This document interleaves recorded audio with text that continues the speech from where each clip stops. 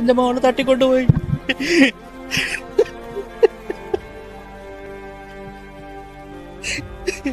അസ്പാക്കാരുന്ന ഒരു ക്രിമിനലാണ് എന്റെ മോളെ തട്ടിക്കൊണ്ടുപോയത്.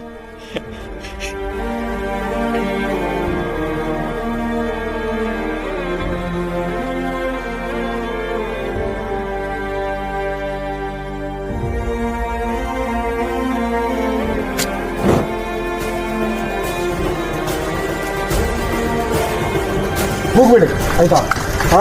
ಆ ಹೆಣ್ಮಗಳು ಯಾರ ಪ್ರೇಮಕ್ಕೆ ಬಲಿಯಾಗಿದ್ದಾನೆ, ಮೊಹಮ್ಮದ್ ಅಶ್ಫತ್ ಎಂಬಾತ, ಇವನೊಬ್ಬ ದೊಡ್ಡ ಕ್ರಿಮಿನಲ್, ನಟೋರಿಯಸ್.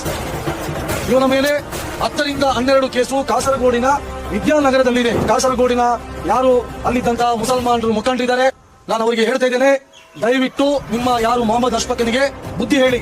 ಮುಂದೆ ಆಗುತ್ತಿರುವಂತಹ ಅನಾಹುತಗಳಿಗೆ ನೀವೇ ಜವಾಬ್ದಾರರು.